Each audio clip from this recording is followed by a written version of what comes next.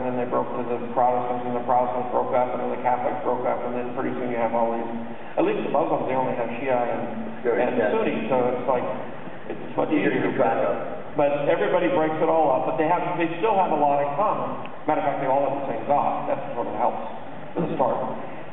So then if you say, well, what is that God? And you say, well, we're not going to make it a person, or anything. We're going to just go back to animism and the really old religions. You end up with basically what the force is, which is some higher power, and the way it works, the interaction is, the way most religions interact. Right. So, it's basically a way of keeping spirituality alive. Is the idea that the Jedi is kind of a priest, but that, they can channel that force through them, and that, they can actually utilize it, in sort of modern society, they're not able to. It's the monk idea. Whether you go to the Christian monk or the thing, or a Templar, Knights Templar, or you go to the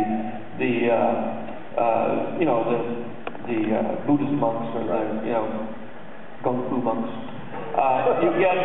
You get a warrior monk. And then the idea with Star Wars is that the monks are really not warriors. They're negotiators. They're just the mafia. And they negotiate like the mafia. Which is, or as Teddy Roosevelt would say, they negotiate disputes between planets, between things. They're not like policemen or anything, but between planets and things. Right. But they negotiate with a big stick, with a big lightsaber. Right. So if you don't sort of come to a conclusion, with your dispute with each other, right, I will settle it for you. Right. Now, was there any reason why they couldn't get married? Was that the emotion of it, or the idea that they loved something would be? The idea is that, the whole idea of the movie ultimately is that you have the light side and you have the dark side. The light side is compassion, which means you care about other people. The dark side is you care only about yourself, and you're obsessed with yourself and getting your pleasure and getting all your stuff. The other one, you give it to everybody. You give goodness and help to everybody else.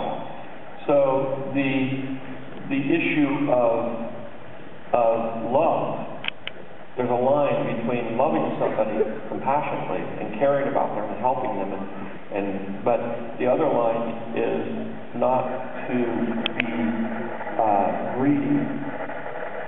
Or once you're greedy, then you get fearful because you don't want to lose what it is you have that you're getting.